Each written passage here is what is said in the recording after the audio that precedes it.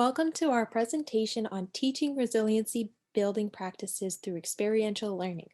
My name is Rolitza Costa-Nova from Washington University in St. Louis, and I'm presenting the work that I was third co-author of with Dr. Tony Faber, who is the Professor of Family Studies at Southeast Missouri State University, and Dr. Eugene Chin, Professor of Psychology, also at Southeast Missouri State University.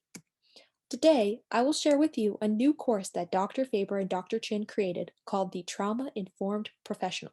It's a response to the trauma initiative across the country where schools and social service agencies are becoming more trauma-informed.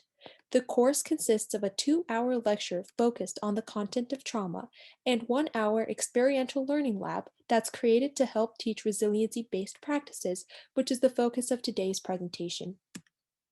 So the objective of the lab is to do two things. First, helps teach students some resiliency-based practices that they can incorporate into any work they conduct with children. And two, strengthen the students' own level of resiliency through learning these different resiliency-based practices with their hands-on work.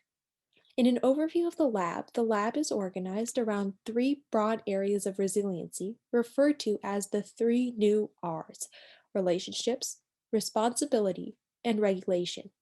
For this lab, students were assigned to a group that they remained a part of throughout the entire semester. This ensured a sense of community and group cohesion. Some activities conducted in the lab were repeated each week to reinforce learning. This here is a list of the topics covered in the lab that relate to resiliency. You are free to explore these as you wish. Starting with the overview of the lab lesson, each lab begins with a 3-minute mindfulness exercise to help the students center themselves. Then, they conduct a weekly group check-in, first listing the positives and negatives of the week in addition to any oncoming stressors. In addition, they also are asked to develop a few goals for their semester. In their group each week, they share the progress of their goals and any correlating challenges experienced. Then, the topic of the day is introduced for the lab. This includes some discussion questions for each group, in addition to an activity and some reflection worksheets. Then, the students in the groups reflect personal thoughts about that day's lab. If you would like a copy of the entire manual, feel free to reach out to Dr. Faber and/or Dr. Chin. An assessment battery was integrated into the coursework in order for us to gain some preliminary insight or early exploratory research into the efficacy of the curriculum. It covers the three broad areas of resiliency and resiliency itself, which is featured on the right as a higher order factor. Empathy was also measured because it was argued that empathy is what pulls out the triarch together. A lack of empathy may cause a lack of drive or motivation, which is to develop these three R's in the middle here. These are the skills that map onto the constructs I mentioned earlier. Again, you are free to explore these as you wish.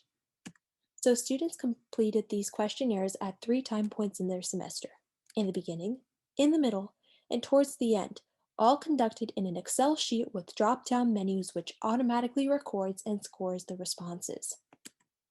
In this data collection methods, students can track their own scores throughout the semester.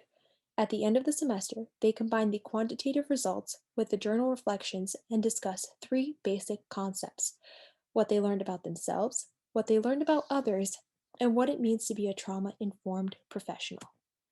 26 students is a small amount of data, so we produced ordinary least squares regression plots for each individual using RStudio.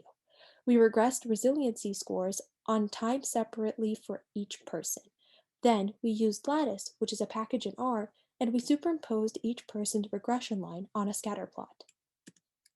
This here is a visual representation of how each individual's progression over the course of their semester turned out. At some points, you can see the trends correlating with what was hypothesized initially, but this could be due to a variety of reasons. We see that further data is needed to understand the efficacy of this curriculum, and that's our goal for the future.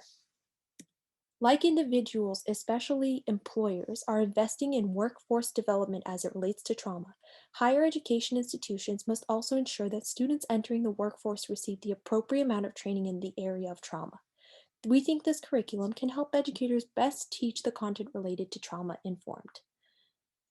These last two slides are the references and citations. I thank Dr. Tony Faber and Dr. Eugene Chin for allowing me to work with them. If you have any questions, please reach out to Dr. Faber and or Dr. Chin.